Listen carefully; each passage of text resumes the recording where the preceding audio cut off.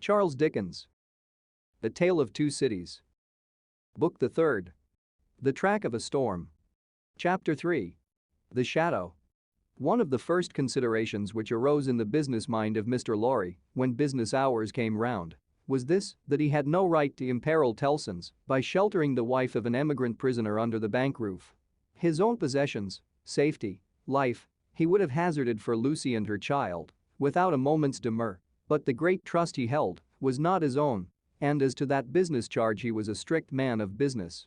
At first, his mind reverted to Defarge, and he thought of finding out the wine shop again and taking counsel with its master in reference to the safest dwelling place in the distracted state of the city. But the same consideration that suggested him repudiated him. He lived in the most violent quarter and doubtless was influential there and deep in its dangerous workings. Noon coming, and the doctor not returning, and every minute's delay tending to compromise Tellson's, Mr. Lorry advised with Lucy. She said that her father had spoken of hiring a lodging for a short term in that quarter, near the banking house. As there was no business objection to this, and as he foresaw that even if it were all well with Charles and he were to be released, he could not hope to leave the city, Mr. Lorry went out in quest of such a lodging and found a suitable one. High up in a removed by-street, where the closed blinds in all the other windows of a high melancholy square of buildings marked deserted homes. To this lodging he at once removed Lucy and her child, and Miss Pross, giving them what comfort he could, and much more than he had himself. He left Jerry with them, as a figure to fill a doorway that would bear considerable knocking on the head, and returned to his own occupations. A disturbed and doleful mind he brought to bear upon them, and slowly and heavily the day lagged on with him. It wore itself out, and wore him out with it, until the bank closed. He was again alone in his room of the previous night, considering what to do next, when he heard a foot upon the stair. In a few moments, a man stood in his presence, who, with a keenly observant look at him, addressed him by his name. "Your servant," said Mr. Lorry. "Do you know me?" He was a strongly made man with dark curling hair, from 45 to 50 years of age. For answer he repeated, without any change of emphasis, the words, "Do you know me? I have seen you somewhere. Perhaps at my wine shop?" Much interested and agitated, Mr. Lorry said. "You come from Dr. Manette?"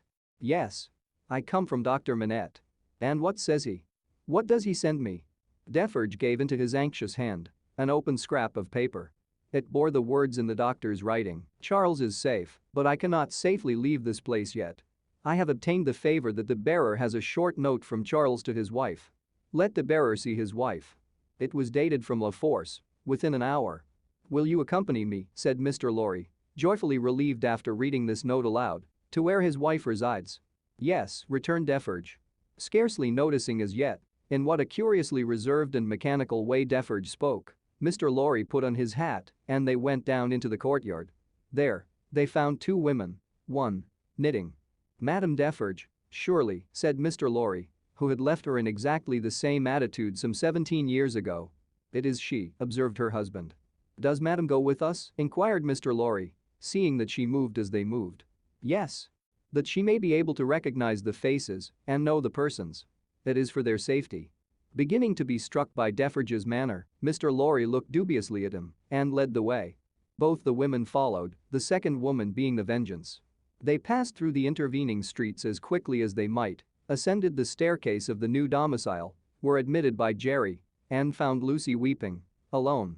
She was thrown into a transport by the tidings Mr. Lorry gave her of her husband and clasped the hand that delivered his note, little thinking what it had been doing near him in the night and might, but for a chance, have done to him.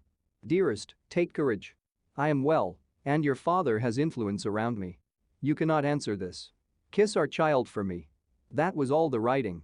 It was so much, however, to her who received it, that she turned from Defarge to his wife and kissed one of the hands that knitted.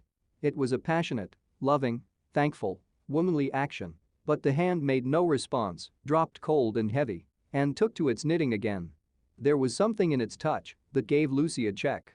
She stopped in the act of putting the note in her bosom and, with her hands yet at her neck, looked terrified at Madame Defarge.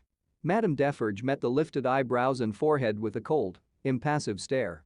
"My dear," said Mr. Lorry, striking in to explain, "there are frequent risings in the streets, and, although it is not likely they will ever trouble you, Madame Defarge wishes to see those whom she has the power to protect at such times, to the end that she may know them, that she may identify them.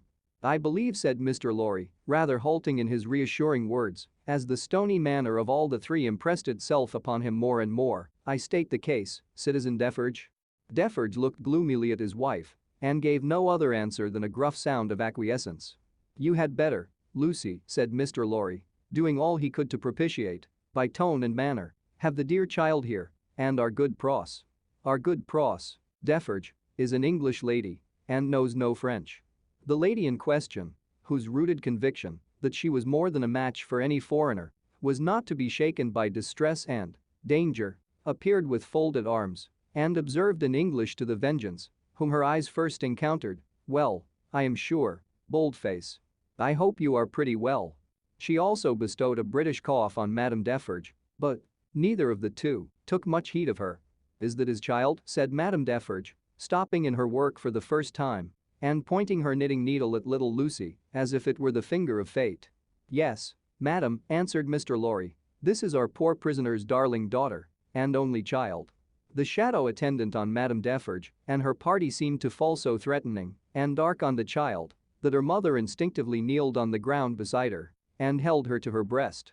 The shadow attendant on Madame Defarge and her party seemed then to fall, threatening and dark, on both the mother and the child. It is enough, my husband, said Madame Defarge. I have seen them. We may go. But the suppressed manner had enough of menace in it, not visible and presented, but indistinct and withheld, to alarm Lucy into saying, as she laid her appealing hand on Madame Defarge's dress, you will be good to my poor husband. You will do him no harm. You will help me to see him if you can? Your husband is not my business here, returned Madame Defarge, looking down at her with perfect composure. It is the daughter of your father who is my business here. For my sake, then, be merciful to my husband. For my child's sake. She will put her hands together and pray you to be merciful. We are more afraid of you than of these others. Madame Defarge received it as a compliment and looked at her husband. Defarge, who had been uneasily biting his thumbnail and looking at her, collected his face into a sterner expression. What is it that your husband says in that little letter? Asked Madame Defarge, with a lowering smile. Influence, he says something touching influence?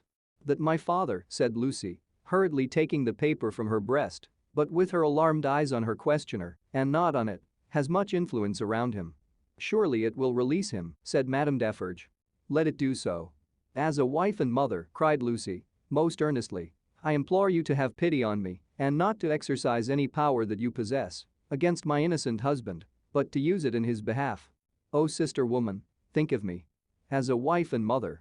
Madame Defarge looked, coldly as ever, at the suppliant and said, turning to her friend the Vengeance, the wives and mothers we have been used to see since we were as little as this child and much less have not been greatly considered. We have known their husbands and fathers laid in prison and kept from them, often enough. All our lives, we have seen our sister women suffer, in themselves and in their children, poverty, nakedness, hunger, thirst, sickness, misery, oppression and neglect of all kinds. We have seen nothing else, returned the Vengeance. We have borne this a long time, said Madame Defarge, turning her eyes again upon Lucy. Judge you. Is it likely that the trouble of one wife and mother would be much to us now? She resumed her knitting and went out. The Vengeance followed. Defarge went last and closed the door. Courage, my dear Lucy, said Mr. Lorry, as he raised her. Courage, courage.